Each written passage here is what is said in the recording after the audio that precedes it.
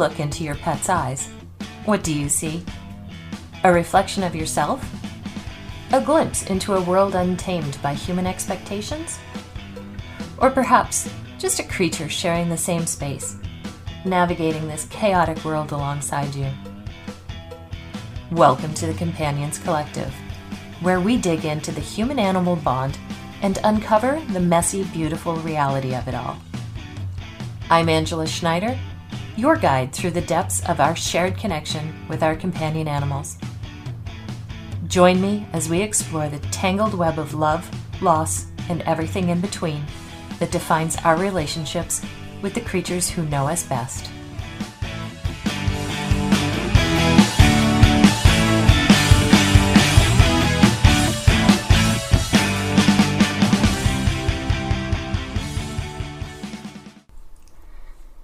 Do you end up with a woolly ball of anxiety every time you have to go to the vet? I do. In fact, we've been having to go to a lot of appointments lately as arthritis has set in with the knee Bella had TPLO surgery on last year. Now, we adore our general practice vet here in Spokane Valley, but if Latah Creek Animal Hospital was a little bit closer, I would be seriously considering a switch. Based right here in my town, Spokane, Washington, Latah Creek is a fear-free clinic. I've been following their Instagram account for a while, and I just love the energy that comes out in their posts. Informative, educational, kind. I reached out for a chance to interview the top dogs there, and clinic owners Jessica Osborne and Dr. Bauer couldn't wait to share the good word of fear-free veterinary practices. We talk about this innovative approach to reduce stress and anxiety for pets during vet visits, and how Jessica and Dr. Megan create a calm environment for both stressed out animal and stressed out human guardian.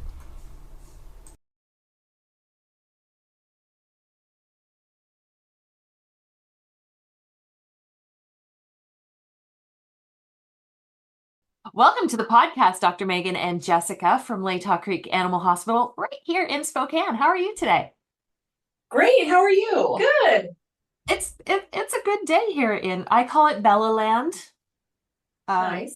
Because everything revolves around my girl Bella, as you know. Of course. I brought you on today because you guys practice fear-free veterinary medicine. I want you to tell me what that is and why you chose that path. So, for some basics, very basically, it is taking care of the patient's mental well-being, right? Forever, we've taken care of their physical health or tried. This is their emotional well-being and how they feel when they come to the vet. What is their fear, anxiety, and stress? You'll hear us talk a lot about FAS. That's fear, anxiety, and stress. Are you talking about me or my dog? Could be both. Could be both. And the more research that is done into anxiety, it really also has a huge effect on physical health. There's a huge stigma even in human mental health of, oh, well, that's just mental health. Oh, well, that's just silly. That's just your brain. But not only do we not want to have our patients be upset and stressed when they come in, but it delays healing. It can contribute to things like seizures. I mean, looking that up, the list goes on and on and on of physical ailments that are caused or made worse by stress. I mean, it really is one body. You can't separate physical health from mental health. Mm-hmm. And by lowering the stress of the patient, by default, it lowers the stress of the owner. Yes. The pet parent. It just automatically, because you've probably experienced this, your sweet beloved puppy is so just like hyper anxious when they get here, and then you're on edge and you just want to get in and get out. So you're not listening to the medical recommendations. You're sort of trying to give all your history to the doctor, but you just want to get your dog back home because they're so stressed out. So we get more thorough and complete histories from our owners, more thorough and complete conversations when Dr. Megan is talking with the owner, and that allows us to better care for the pet. And that's the dogs. The cats don't come at all. Yeah. It's so stressful to bring them that, a dog person will usually try, but with the cats, it starts at home with the crate sometimes being stressed out, and they're just that's why so many cats don't even get care at all. Oh, wow. I didn't know that cats were low on the care list. You might be surprised to find out that only about 25% of our patients are cats. Ours has gone up because we really try to market to these very scared cats and cat owners. But in general, amongst veterinary clinics, the cat visits are very low compared to dogs. Mm. So this doesn't sound like an easy path to take. You could be just any other veterinary clinic in the world. Why do this? Once you try it, it becomes the only way for you. Yeah. It makes sense. When I first heard about it, it was probably 2015, 16, is why have we not done this all along? Why does it take several team members to try to help hold a dog still to trim their nails? They're terrified, they hate it. Mm-hmm. Well, these things just start to make sense. Why not let them be comfortable when they come to the vet? Like, just as you go through the fear-free courses that they have, so there's several different things you can do. You can work in a clinic and you can do the fear-free course, and you can just try to personally do better with your restraint of animals and how you talk around them and how you talk to them, because how you talk to them also matters. And then you could go all in and do the clinic certification. And then you can go even further in, like we have done, and not only do we practice fear-free all day, every day with every single patient, no matter what, we are trying to help the community know what to do. If they are very loyal to their vet, which is great, here's some things you can do to help lower the stress without your clinic having to be involved. Mm-hmm. You know, because it starts at home. So we have taken it on as like our personal mission. Yes. That we want all of our patients to be low stress. And we have hired all of our team members on that same premise. They all love it just as much as we do. I want to get into your Instagram account and its educational aspect in a minute, but do you both have experience in traditional veterinary clinics? Pre-fear-free? Yes. Yes. For me, I inherited this. By inherited, let's be clear, I did buy it, but from my dad, who was a vet before me. And so when I came in, it was very much the traditional clinic culture, as well as in vet school, the same way. I think the vet schools are becoming more fear-free now, but this was redacted number of years ago. And one of my passions and special interests in school was behavior. So it's like Jessica said, I can't imagine holding this dog down now and causing them stress and then turn around and out of the other side of my mouth do an anxiety consult. That makes no sense. It needs to be, I need to consider their anxiety in every single aspect of their lives, not this 1 hour consult and then, but I'll go back and hold the dog down. That makes no sense. But before that, oh yeah, when I was an assistant and in school, I mean, we've all been there, and that's sort of what I was alluding to with once you try fear-free, you can't believe that you ever didn't do it. It's so, you know, when I started, I was an assistant as well, and clients really want their pets' nails trimmed. I don't think they realize that is probably the most stressful thing we do to a pet ever. Mm-hmm. It's so stressful. And there might be 4 of us helping hold the dog while one tries to clip the nail while the dog's pulling its leg away. And that's just how we did it. Oh. We take the dog away from the owner, right? And then we take it back to the owner and say, okay, great, your nail trim's done. And I remember vividly when I first started fear-free at my previous clinic, having these conversations with clients about we can't do the nail trim. They did not understand because we spent the last 10 years telling them the nail trim was fine. And now suddenly we won't do it because it's too stressful.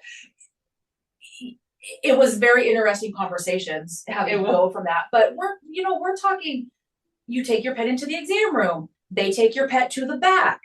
You go into the exam room. They're scruffing your cat and holding him down. And the cat's really vocal, trying to squirm away from you. But and this these are still things that are happening, right? I firmly believe nobody means to cause the pet harm. This is the way we've always done it. And we need to start really looking into fear-free and what that means. And you don't have to be all in fear-free. You can adopt some of the things that we learn from there in terms of how to restrain, how to read the dog's body language, how to restrain a cat without scruffing them. As much as people may think they like it, cats do not appreciate being scruffed unless they're wee little teeny tiny babies and their mom doesn't. I don't know if you could see it on me, but as you were describing clipping a dog's nails, my anxiety was going up through the roof because I hate the thought of it. One analogy I love is it's like an alien abduction. You are taken by people, in the dog's case, whose language you do not speak, in a location you're unfamiliar with, and taken away from your person and having something done to you that you don't understand. Yeah. That sounds like an abduction to me. I'd be stressed out. Well, and I was very spoiled with my first dog. My best friend was a vet tech, and she would take him in and allow me to go in the back when anything was being done to Shep. That was my introduction to what vet clinics were like. And I thought that that's what all vet clinics were going to be like. And then I moved here and got Bella, and now they're taking her away from me. And Bella and I are we are one being. In tune. Right? Yes, we are one being. And we don't like being separated from each other. And so while she's in the back, all I hear is her whimpering. Aww. So, it's so hard. But it's hard. And that's why when we think about this, we couldn't imagine doing anything different. And we also couldn't imagine, some of the things we talk about is fear-free has to be all the time. It can't be only when you have time, only when you have enough team members. It doesn't matter. What matters is the time that we spend with our patients, or the time we spend educating the owners and send the patient home and have them come back.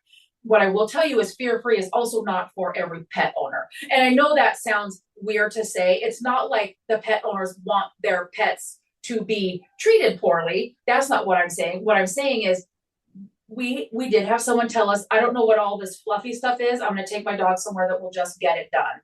And what that means is they just want to go somewhere, get the blood work done, hold my dog down, it's fine, it's only a few minutes. So even the community hasn't made the connection between their dog's stress level and what that means at the vet. So believe it or not, we have said goodbye to clients when they're not a good fit because they do not agree. Again, they don't want their pet treated poorly, but they haven't put the pieces together to understand that to us, holding your dog when he's clearly terrified is not what we're going to do. And so we've said goodbye to a few clients even in the last couple of weeks. It still surprises us in 2024 because fear-free's been out for 10 years. That number one, clients, the community isn't really aware of it. So we're part of wanting to be on this podcast is we're trying to find avenues to get this information out to the community. Because again, whether you come here or a different clinic, we can help you. And that has been our message all along. We're trying to educate. We're trying to carry the fear-free torch and help educate. But no, surprisingly, it's not for everybody, and it's not for every clinic. No. And I think one good place to start for pet owners would be really, you mentioned how in tune you are with your dog and how well you can tell when she's stressed out, is for all owners to just take a few minutes and look up some dog body language signals, because by the time they're struggling and kicking, their stress is much higher than we would. That's way beyond the stopping point most of the time. But some of these subtle signals, I think if they were more in tune with them, they would realize their dog is stressed, because it's hard if you don't have that education. You're like, well, he's just sitting there. But, freezing is one of the fear responses. And, is he just sitting there or is he frozen? So a few minutes and it could be quick, a couple of YouTube videos or Fear Free's website. what are the eyes doing? What are the ears doing? What is the tail telling you? Like all of the parts of the body tell you stuff that we recognize and have trained our team to recognize, that we then have to educate the owners, because the owners think that things are going well. And again, most of our clients and new clients are very, very, very receptive, but we have had some where it's not for them and they'll just go somewhere else, which is also fine, because we obviously want to find clients that are an ideal fit for Fear Free and what we're doing. Oh, it's so important when you're in business to connect with your clients and have shared values, right? Otherwise, you're not going to be communicating the right message that you want to communicate. Exactly. And I was going to ask, are there things that pet guardians can do to become more open to the fear-free idea? And you mentioned stress signals, but are there other ways to prepare for entering a fear-free clinic?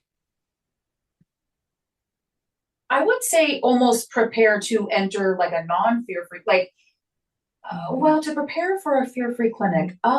We We'll prepare you. And we right out of the gate, for us personally, our CCRs are great about trying to educate clients about what it means. So for us, when they get here, we actually adopted our COVID protocols of parking outside and calling us. It is now our fear-free standard, is we have a dog side and a cat side to our parking lots. And if you don't have that, that's fine. They call when they get here, and then we just have them wait a few minutes. And when their assistant is ready, they go out and get them and bring them in the room. But that way, pets do not cross each other in the lobby. Our patients actually don't see each other at all most of the time. Nobody's waiting in the lobby.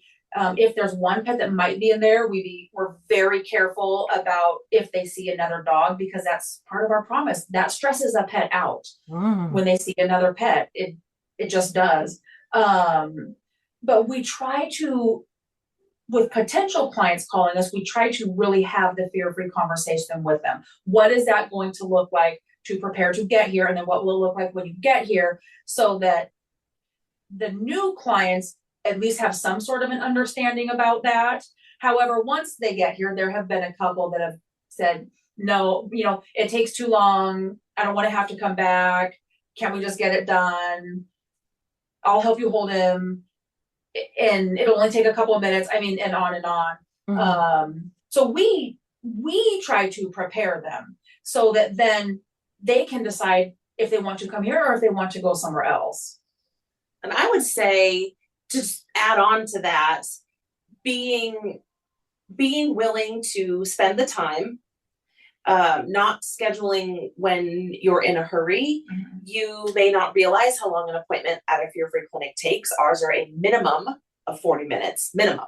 Okay. And then usually often can end up being much longer if they need desensitizing or sedation, and we could really go into that, but that's a minimum. So scheduling when you have the time, when you're not rushed, you said it yourself, when you're not stressed, when it's not feeding into it. And one quick tip I would give anyone for any vet clinic, anywhere, at any time, is bring a bag of your dog's favorite treats.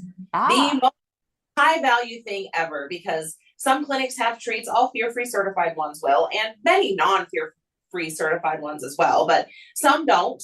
And or your pet can't or won't eat those.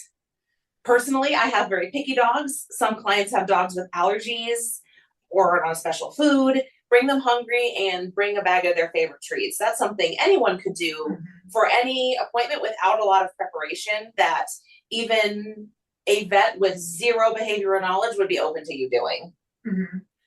And then this is mostly for our surgery and day admit patients. We ask them to bring things from home. Bring your bed, bring their favorite toy, bring a blanket. But that is also true in the exam rooms. Bring their favorite toy with them that they like, so that they can have that to help comfort them in the exam room. The treats, they could bring their bed to the appointment. Just these things, because your pet is truly a part of your family and you want them to have the most comfortable visit possible. Especially if it's a cat bringing something from home, because many cats won't eat. They're not as treat motivated as dogs. And so bringing some comforts from home, a towel that smells like you, a sweatshirt for the exam room or for an admit, can go a really long way towards bringing their stress level down. We have cat owners and dog owners, but they'll bring I've got my food bowl from home with my food. Here's some of their toys. Here's their bed. And they just have the room set up for the cat's visit.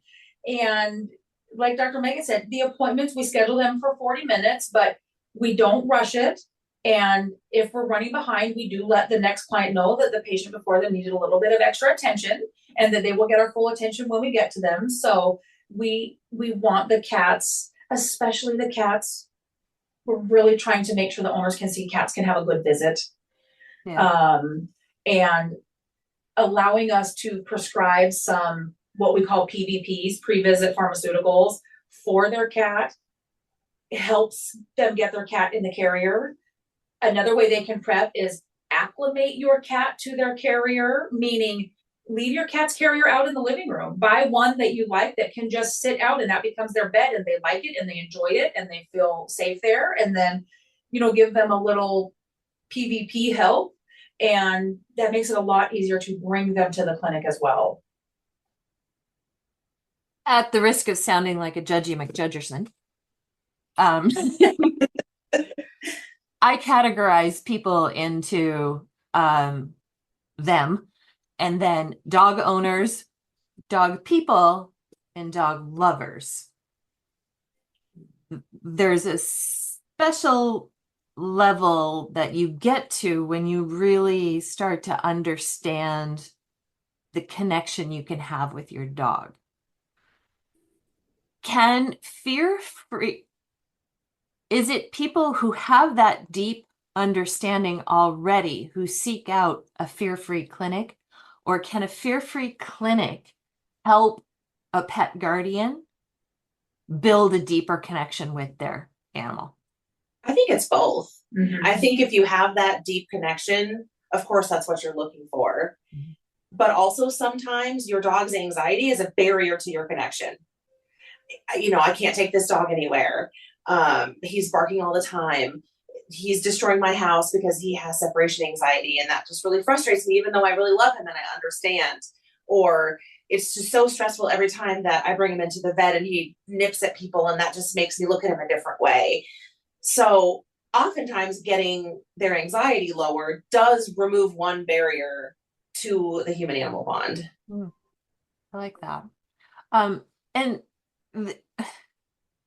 at the risk of aging myself, I grew up in a time and a rural area in Canada where dogs were disposable, right? I lived right next to the Trans-Canada Highway.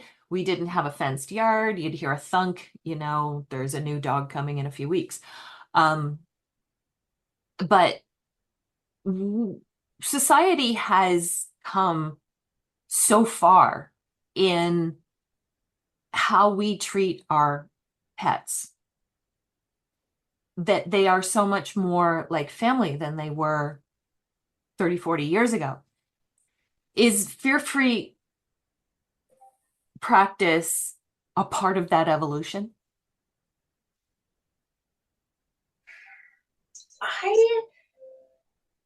I don't know yet.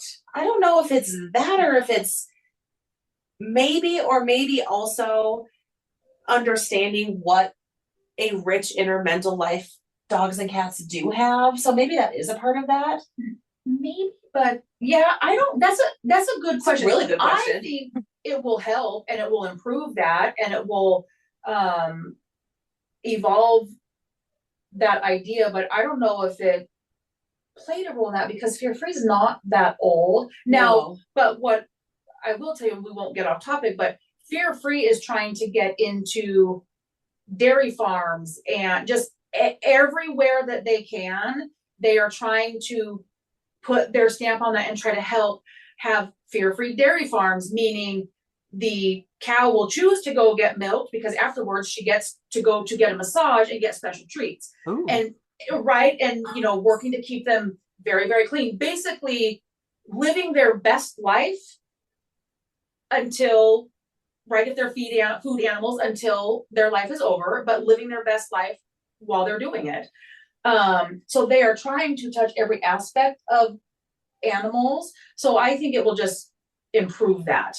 But I don't know how, I guess I can't answer. I don't know how much of a role it has played. But I will say that we definitely have made clients think differently about their pets. You know, you ask that question, absolutely. I think it helps build the bond because they're like, oh my gosh, we didn't know it. Because we like to say it doesn't have to be that way. Sure. And so they're like, oh my gosh, look what I've learned. And after a few visits, and maybe they need some behavior help from Dr. Megan or our behaviorist, but they actually feel like they're starting to have a relationship with their dog because of it. Because otherwise, they're just taking their dog to the vet, letting whatever happen, and going back home and not talking about it again. Like, just, you know, well, we have to go do our yearly visit. No, we want it to be more of an experience where we actually help you build that bond with your pet. I'm going to guess that your careers and your lives feel more rewarding now. Yes. Oh yeah, 100%. And I think every team member would say that because we don't put them in positions where they have to feel badly about what they may have just had to do with the patient. And we empower them. They're all trained. So they all are empowered to have that conversation with the client when it's time to send the pet home and come back on medications, or we need to sedate the pet. They're all empowered to do that. Even a smaller, but I think really perfect indicative story is yesterday, a team member felt empowered enough, very calmly, casually, I don't think she thought twice about it, to come up to me, the doctor, and our behaviorist, who was her mentor, and say, I don't think you guys realize we have a euthanasia in that room and you guys' voices are getting too loud. Ooh. And we both like, oh my gosh, thank you so much. Nobody says, who is she to come tell us that? It's like, oh my gosh, thank you. Yeah. I did not realize that. I didn't realize they were here yet. Thank you so much. Wow. Because that's one of the things you don't think about is it's very quiet here. Dogs are not barking, where most clinics unfortunately sound like a shelter, because there's dogs here, they're barking, but not here. They don't. They either have some sort of PVP on board or they're sedated depending on why they're here, but they are very calm and relaxed in their kennels. Yeah. So noise puts our hackles up. We're like, yeah, whether it's someone talking or a dog barking or something, who's barking, who's talking. And so we've tried to empower everyone to have that conversation. Gosh, you guys didn't realize you were being loud.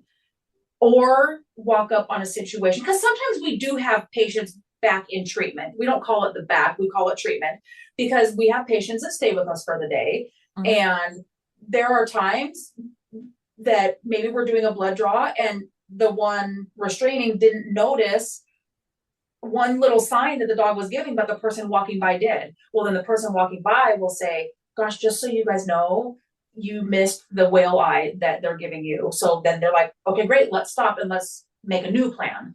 So any third party walking by is empowered to say something to help. So, I mean, I don't want to speak for them, but I think, boy, they just love working here and working in this fear-free environment. And when we do hire new team members, they always start their fear-free course while they're still doing their 2-week notice at their previous clinic. And then all of them have said, it was so hard to go back to my clinic after watching some of this fear-free certification. I already tried to start having them implement some things before I left. It's really powerful. And that's why we have 100% adopted it as our own business mission and personal mission.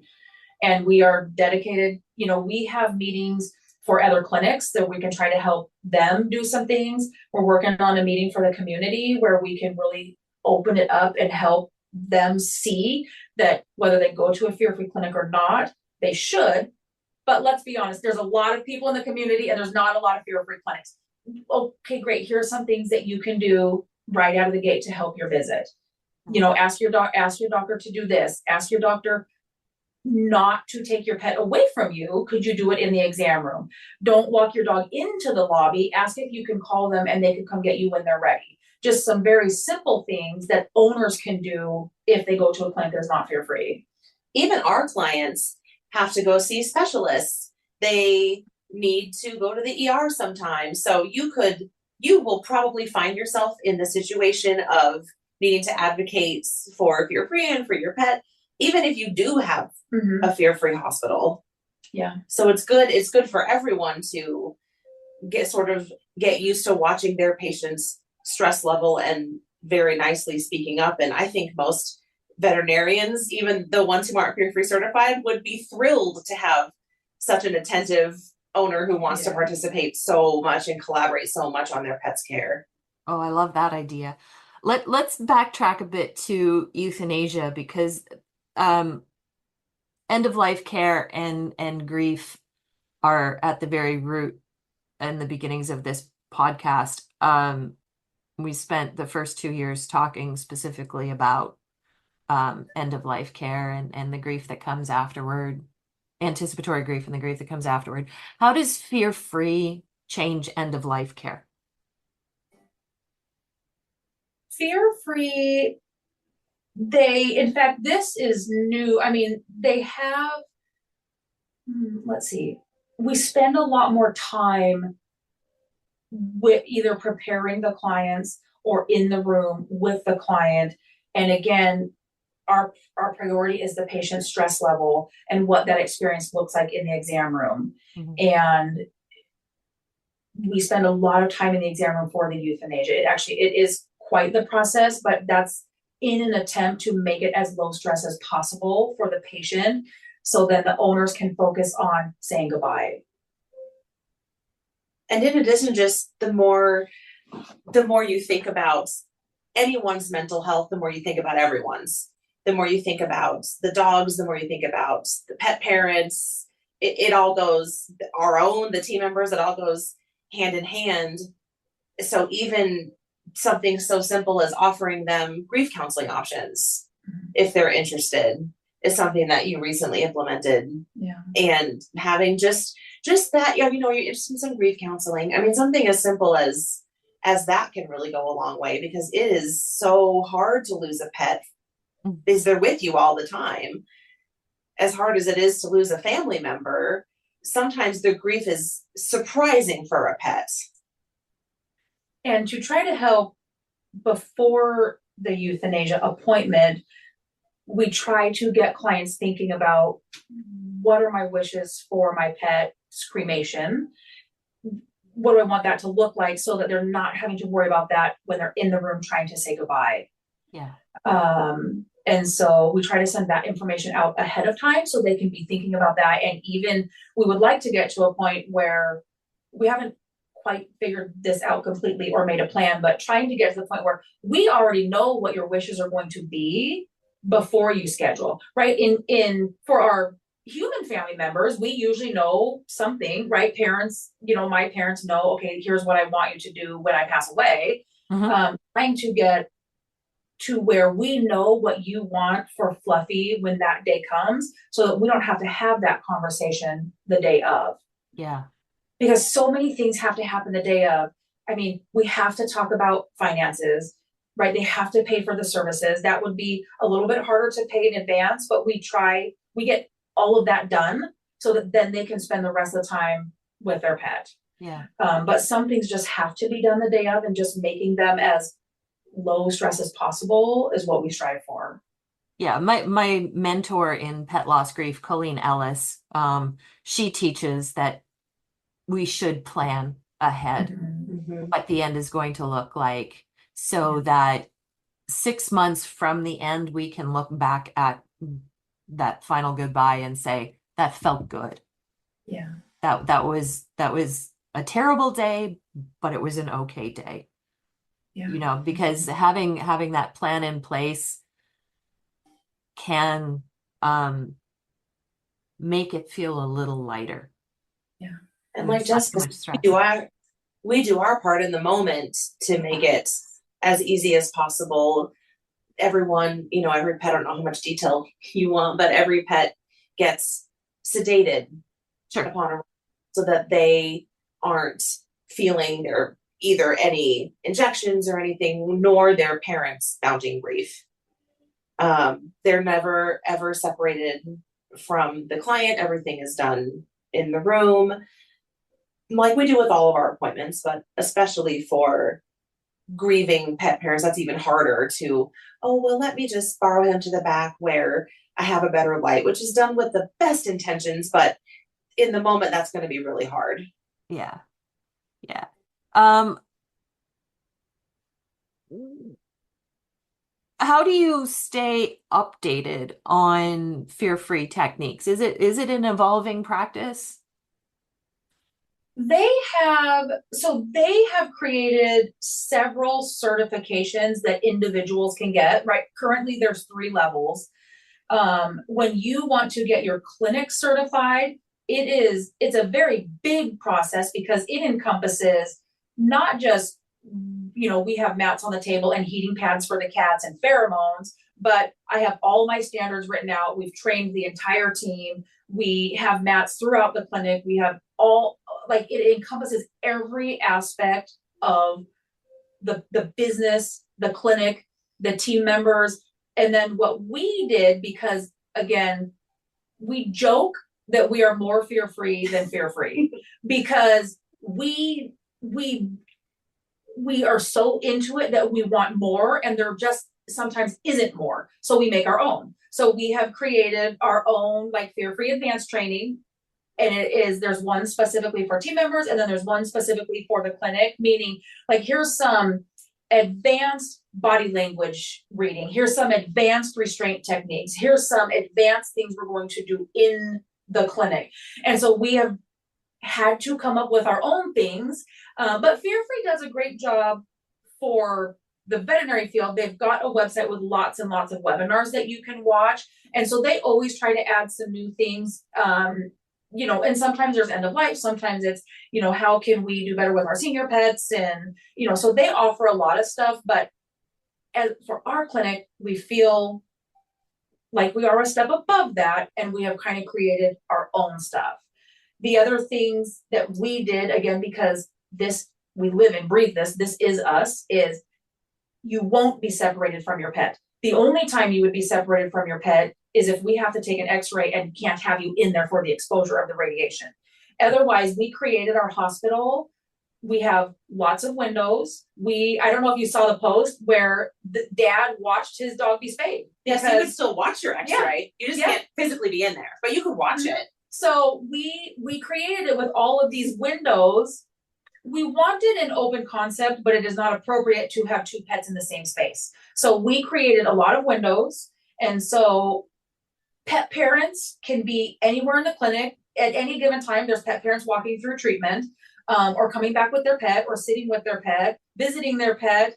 We have a private suite where they can stay with their pet all day if they would like, if it's a surgery day. And, not surprisingly, that private suite almost always has somebody in it. And sometimes 3 different people, depending on the course of the day and who has come and gone. We need more private suites. But then we'll also use the exam rooms. We have 6 exam rooms, 3 are on the cat side and 3 are on the dog side, and then we have the private suite. But if those are all filled because the clients wanted to stay with their pet, we'll find another room to put you in. Because if you want to stay with your pet, you will stay with your pet. Oh my God, I can't even tell you how awful it is on the days that I have had to leave Bella at a clinic.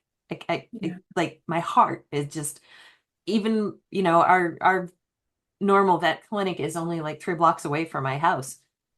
And I know that she's down there and we're not together, and it hurts me. It's hard. And we talk about that a lot in clinic amongst ourselves as a team is, sometimes we see day admits, which means Bella. Oh, we didn't have an appointment spot, but Bella needs to be seen. So we're going to see Bella, but Bella will be a day admit, meaning you leave her here. However, we would let you stay with her. But then Bella is seen when Dr. Megan has some time between her appointments.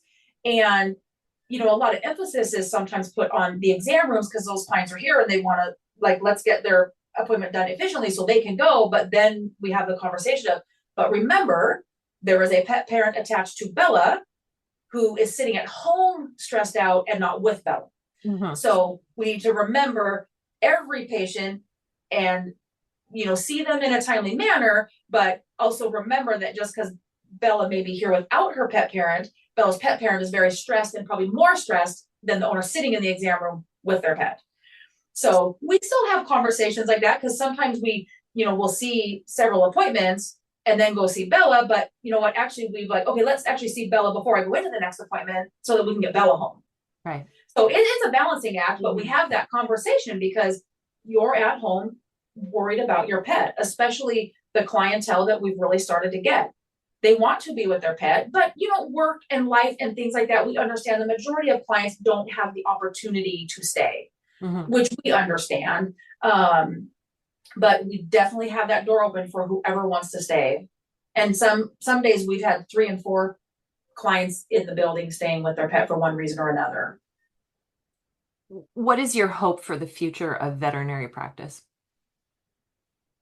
Boy, our big overarching hope is that everybody practices fear-free medicine. Our brand promise, we work a lot on our brand, and our brand evolves around, you know, education and low stress. And our overall promise from Latah Creek is that we are working on a collaborative and low stress environment for everybody involved. And what we mean by that is our patients, our clients, our team, helping other vet clinics, and helping the community.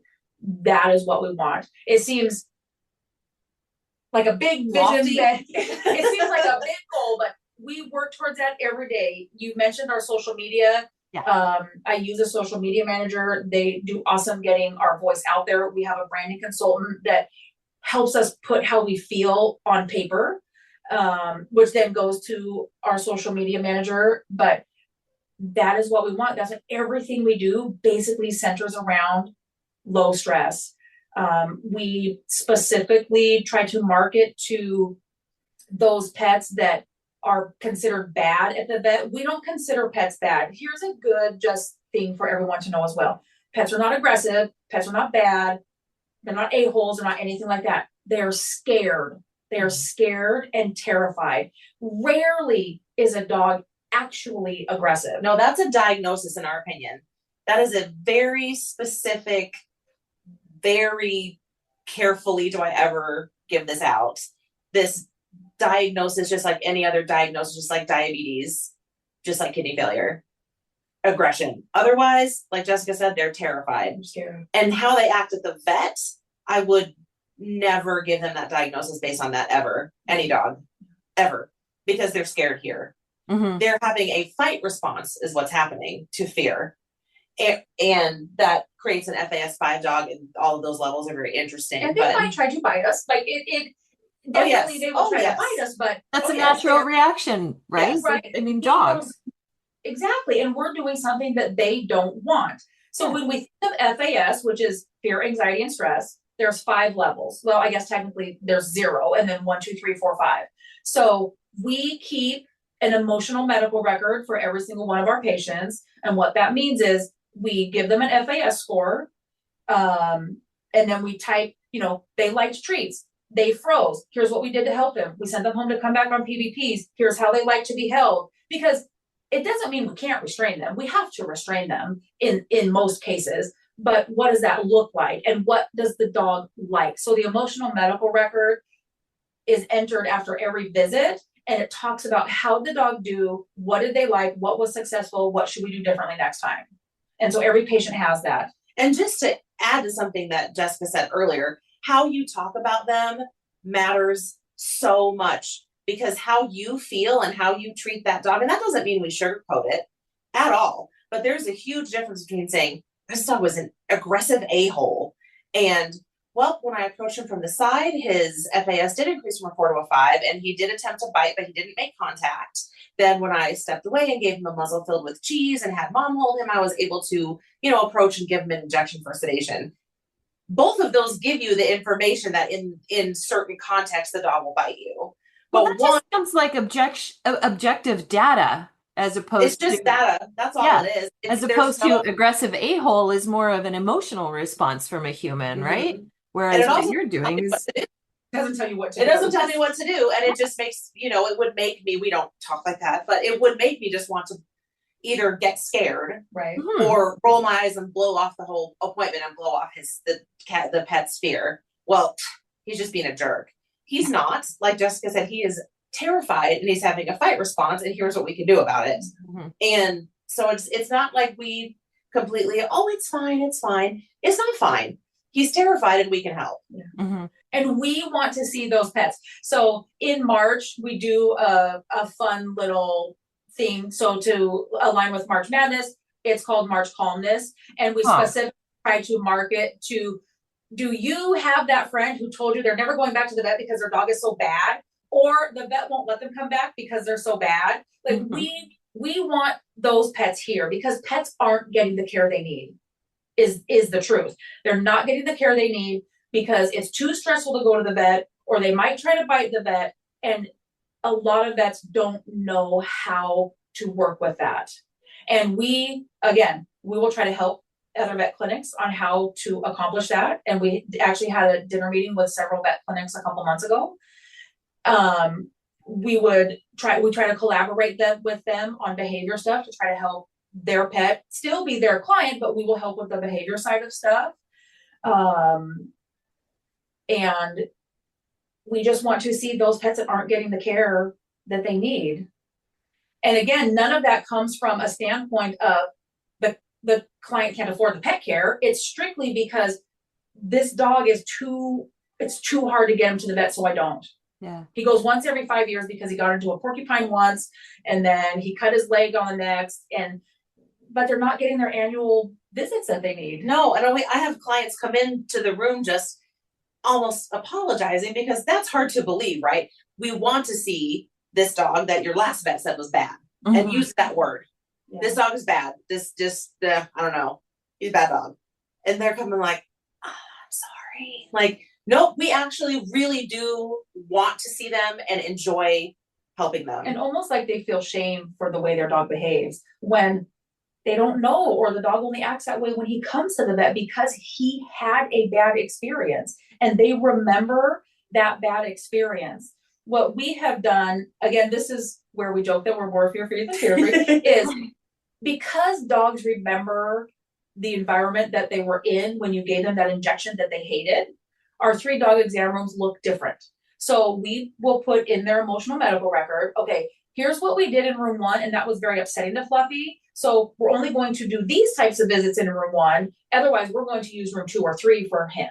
Oh. Because depending on what we're doing, we have poisoned that room. So he will expect when he's in room 1 that this scary thing is going to happen again. But if we want to have a good visit where we know that couple things don't have to happen, we'll use a different room and the appointments go well. But it takes a lot of time and a lot of effort to consistently do fear-free. It really does. It's not easy, but when you get to a place that you're doing it and you love it and your team is on board, it's amazing. You can probably tell how much we love it because we just keep talking about it. But it's so, so important. And we try not to make it about Latah Creek Animal Hospital. This is something that the community needs to know about. Yeah. And also, I think holding a dog down while they're screaming and trying to bite you and pooping all over themselves, that's not easy either. Right. So where do you want your challenge to be? Right. Wrestling down a dog, or good luck even trying that with a cat. Yeah. It's not even possible because they have more pointy parts. Yeah. And they are, I believe, made of water because they can get out of anything. Or do you want your effort to be educating yourself about body language and fear-free techniques and finding a different, we would say, better way to do it? Yeah. Well, and your Instagram account, I had told your social media manager in our pre-recording conversations that I'm a big fangirl. You're one of my favorite Instagram accounts. How important is it to you that it is an educational vehicle as much as it is, of course, a marketing vehicle?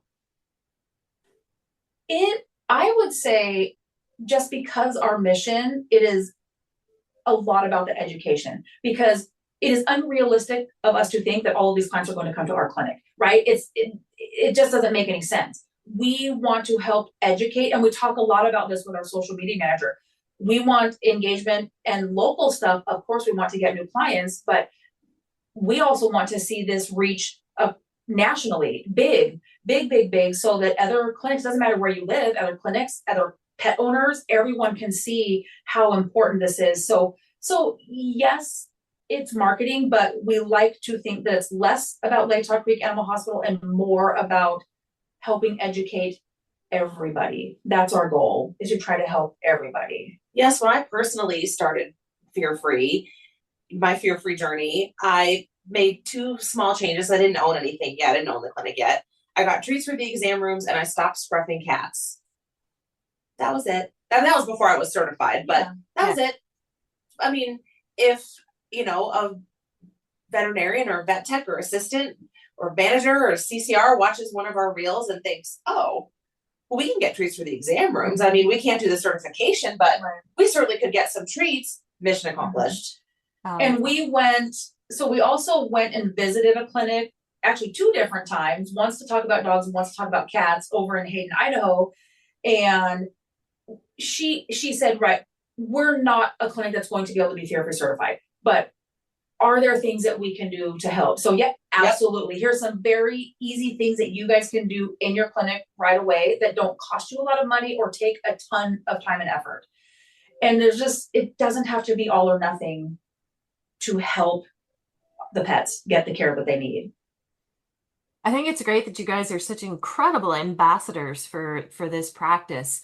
What is one last piece of advice you can give to pet guardians to better understand fear-free veterinary care? There is a website called Fear Free Happy Homes, and it is geared towards the pet owner, and it will talk with them about a fear-free experience. I just don't know how much traction it has gained, because we're finding that the community doesn't know as much about it as we would like. There are some fear-free certified clinics in our area besides us. They could call the clinics, and we'd be happy for people to call us, and whether they're potential clients or not, call. We'd love to have a conversation with you, educate you, and give you these tips on what you can do for your vet, because we understand that clients are loyal to their vet clinic, and that is great. We also truly believe that there's no vet clinics where they actually want to cause harm or abuse the patients, right? We know that. And we know that clients also don't want that for their pets, but between the vet clinic not really also knowing about fear-free and the owners not knowing about it, we're stuck in this is how we've always done it routine, instead of realizing that it could be so much better. So for the community, I think the best bet is to probably contact a fear-free certified clinic and ask questions.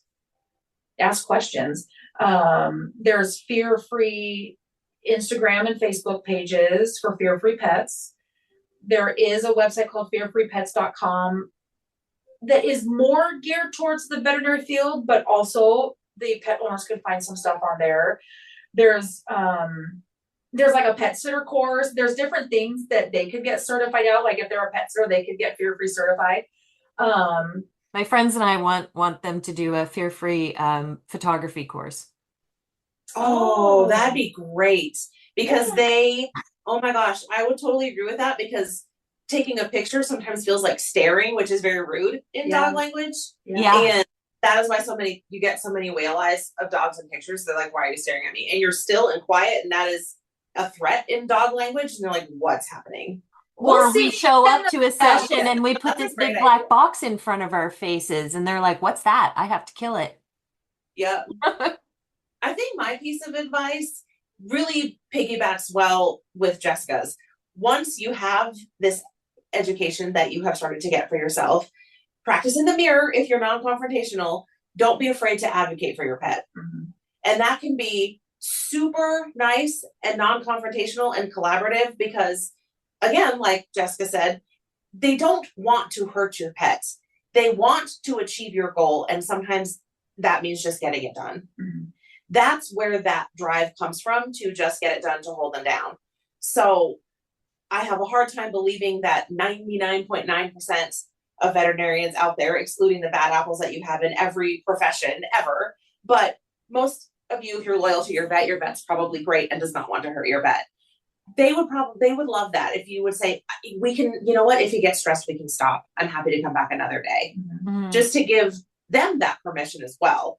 And then you know your pet best. Yes, I and all of my team, we have spent many hours studying body language and behavior and stress, but you are the expert in your dog. Yes. In their body language, what triggers them, what upsets them, and please share that. We love that.